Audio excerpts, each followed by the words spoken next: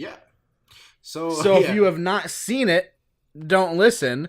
And or put headphones on. And if you have not seen it and you're in the room, put your headphones on now, Brian.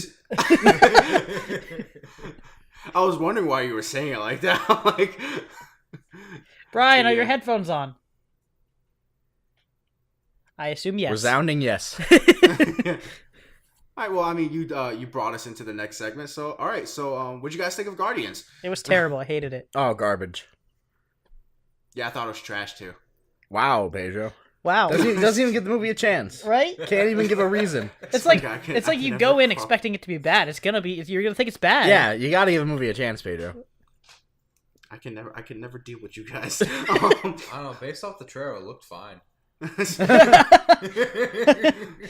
I will say I had pretty high expectations for this movie, and I went in and I watched it and I absolutely liked it. Absolutely liked it. I didn't love it. I liked it. It was fun. It was very enjoyable. Yeah. Me and Zach are similar but different in that we both have the same opinion where it is as good as Guardians of the Galaxy. It's like just a smidge. Like they're very close to each other in terms of how much we like them. I liked Guardians 2 a little more, whereas he likes Guardians 1 a little more. Mostly because the story in Guardians 1 is a little better, and I do admit that. But I think, personally, I had more fun watching Guardians 2. Now, my thing against that is, what I agree with Zach. I feel like the first one is a lot better. Not even a lot better. Not even close, in resemblance to the second one, because I felt like with what Zach says, the first one I felt like it was going somewhere. The second one, it was just I felt like, okay, you had the first act, which was great, the third act, which was pretty really good, the action. The second act, you're just on a treadmill. It's just sort of waiting around for something to happen. Exactly. You just didn't go anywhere. It was don't get me wrong, the story behind, Peter Quill and his father, that aspect was cool, but it's just it didn't lead to anything, so. I'm your father. I'm a celestial being. You're a celestial being. Let's do some celestial shit, man. Yeah, that's basically credits. That's basically exactly what Kurt Russell said. That's an exact quote. Yeah, seriously. You could have told me that, and I could have just went straight to the third act. We can all agree that Kurt Russell was probably the best, or Kurt Russell's ego was probably the best villain since Loki, though, right? Yeah, I wholeheartedly agree. Yeah, I mean, Marvel is notorious for not having great villains, but they pulled through with this one thing. Well, I think it was more Kurt Russell than anyone. Well, Kurt Russell's amazing, but they also wrote him very well. They did. Yeah. I agree. Well, I mean, that's just James. I think James is just really good at writing characters. I mean, he didn't write Ronan that well. Yeah, fair. Ronan was just bad. Unless someone else wrote Ronan, because he had help with the first Guardian script too. Yeah, anyway, I like the humor in this one more than the first. I thought it was funnier than the first one. Yeah, definitely. Yeah. No. So, Dave, you saw the movie with me. As a whole, I mean, how did you feel about the movie when as soon as you walked out? When I walked out, I was I realized, the first one was much better in my own opinion. This one compared to the second one compared to the first one was more story driven, and it was actually more of a character development, whereas this one, most of the characters are already developed, but they're kind of throwing out the silly ideas, and it was funny. The entire movie was enjoyable, but the story wise, it was just you just felt like it wasn't going anywhere. It really wasn't going anywhere. It was kind of hit or miss for me, but just in general, the movie was just, it was fun. It was kind of action packed here and there, in some areas, but I forget his name. Blue guy. Yondu? Yeah, Yondu. Yeah, he was the best part of the movie. That's what I was going to say. He honestly really is one of the best parts of the movie. I mean, besides, Groot and everything like that. I'm excited to see Yondu in the future. Oh, yeah. I mean, it was sad to see Yondu die. Okay, so can we all admit that during the scene when the Yondu scene happens and he starts floating away, we were all just like, doo-doo-doo-doo. Just hear My Heart Will Go On just in the background. That's all I could think while I was watching him just float away. Yeah, I felt like they showed their hand with that a little bit early. Yeah. How Stallone was like, they won't play this at your funeral when you die, blah, blah, blah. Wink, wink, nudge, nudge. I actually didn't pick that up. I picked it up, and I'm like, ooh, is he gonna die? And then towards the end, when he's like, I only have one spacesuit and air tank type thing, I'm like, oh, I felt like they sort of overshowed it at that point. So I'm like, ooh, maybe he won't. Maybe they'll do like a group thing in like the first one, and he doesn't. But then he did, and I just wasn't that surprised. But it was a good one. It was still fairly sad. It was. It was sad to see him go. Yeah, definitely. However, I don't think he's actually truly gonna stay dead. You know how Marvel is with their characters. No, I think he's gonna stay. They literally incinerated his body. That's true. However, they did show one of the after credit scene. They showed the original Guardians of the Galaxy, like the original guys. Yeah, with Stallone, like Starhawk and the crew, and they are notorious. Like that, one of their biggest things is that they go back in time a lot. So I think that you're probably gonna see him again, probably back in time somewhere. I don't know about that.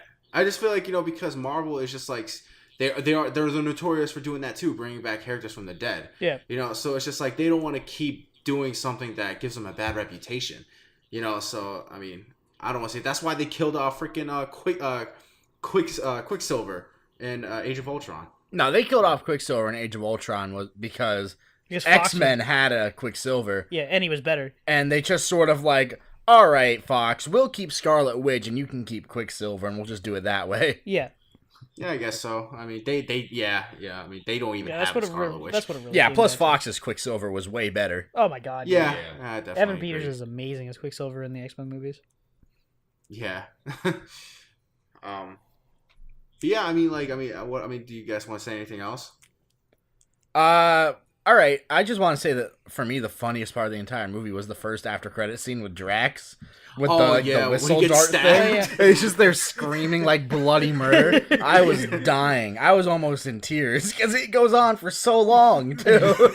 I do want to ask you guys, what did you guys think of that opening scene with where Groot was just dancing with the battle in the background? That was the best opening credit scene of the Marvel Cinematic Universe.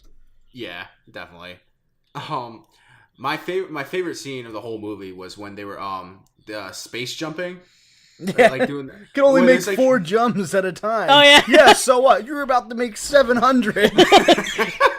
It's like a bad trip. Their like eyes are bulging and everything. That was so funny. Here, Rocket, take this tablet. that was awesome. How about that really sad scene where Yondu is like cross-examining Rocket? Oh yeah. Yeah. He's like, oh yeah, because you're me. Yeah, and then, oh my god, and then that scene where he just like Rocket's just so taken aback, and you're just like, oh crap.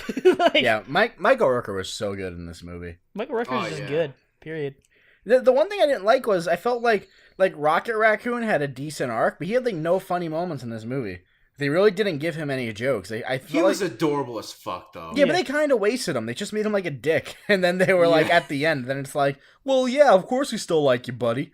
It was just sort of that thing. Well, yeah, I mean, to be fair, Rocket is kind of a dick in the first movie, too. Yeah, but he's funny. He has funny lines. He's funny. Rocket was like my favorite character in the first movie. Oh my god, how about the part with the bomb, though? Yeah. He's just like, well, Scotch... No! Yeah, Scotch tape will work. What? You don't have any Scotch tape? Why did you even mention it? Why did you mention it? I think my favorite scene with Rocket was when he had laid back in the forest, keeping an eye on that Nebula, was really cool. And he was just setting all those traps. Yeah, and he took all of them out. You really got to see that was awesome. You got to really see his what he could do. Yeah. Yeah. But what did you? Speaking of Nebula, how'd you guys think of Nebula? I didn't like Nebula. No, I like Karen Gillian.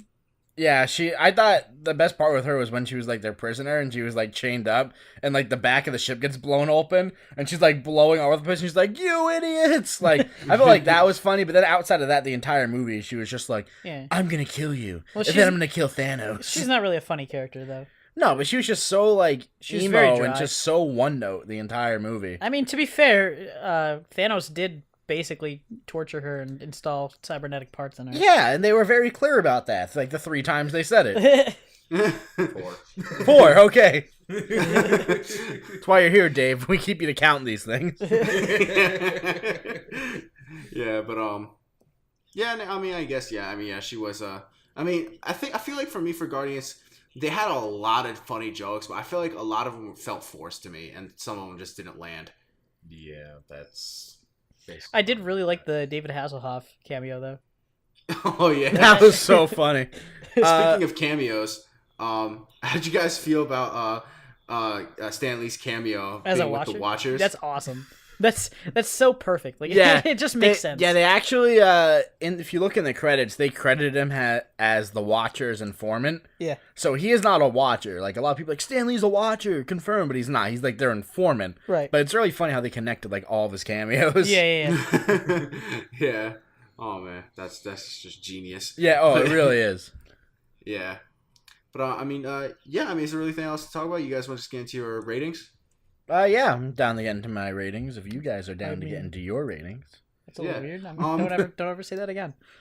Dave, let's start with you. What would be your rating from 1 from 10? A solid 6.9. 6.9. It's a good number. Yeah. It is a good number. Yeah. Zach, what about you? I'm going to give it. I'm gonna be very, very specific. I'm gonna give it a 7.6 out of 10. That's very specific. Okay. Wow, I'm surprised you didn't give it like a 7.6254. Well, that was my initial score, but I figured I'd round it to 1 decimal. All right, Travis, what about you? I'm probably gonna give it a little bit higher because it is a Marvel movie, and I have a soft spot for Marvel movies. So I'm going with like a 8.2. 8.2. And for me, I'm going to give it a 7.8 out of 10. So, yeah, with all of our scores, we get an average coming out to 7.6 out of 10 for our P&D Media score. Wow. On the money. 6.25. we round it down. So, We gotta be specific. yeah. So, Yeah, just like quick final thought. It was fun. It was enjoyable. I really liked it. I recommend seeing it in theaters. I would recommend seeing it in theaters, but it's just, like I said when I saw Doctor Strange, it's just really nothing new. Zach, I know there was this thing, I was talking to you on the phone about it last night. You were going to bring up an example of something that's towards the end of the movie. Oh, yeah, I was going to say that the one thing I didn't like about the third act was that they made it just like the Star-Lord show. Yeah. And I get it was very personal because of like his father and all that, but they sort of just had him fighting like a superhero with all these elemental powers, and it made me think of Fantastic Four: Rise of the Silver Surfer. Oh my Which it shouldn't. Yeah. It's never a good comparison to be compared to that movie. But in that movie, they gave like Human Torch all their powers, and it was just him fighting, and that was it. Where I felt like the first Guardians, at the end of it, they utilized everyone really well, and in this one, it was like, all right, everyone, here's your job, run. I'm gonna fight this guy by myself. It was sort of that type of thing, and I don't know. I just wasn't a fan of how they just made the Star-Lord show at the end, even though it was personal. I wish they would have utilized every member of the team like they made it Mission Impossible 2 instead of Mission Impossible 4 or 5. Like, they didn't use everyone. They only used Ethan Hunt. Yeah. I mean, to be fair, I do agree with you, but during that scene, all I can think about was Chris Pratt's reaction when he found out he was going to be able to fly around like a superhero. And he was just like, you mean I get powers this time? Yes! Like, just imagine like Andy Dwyer from Parks and I'm gonna beard some weird shit. Yeah. Yeah, the floating Pac-Man was great. Oh, yeah. Yeah.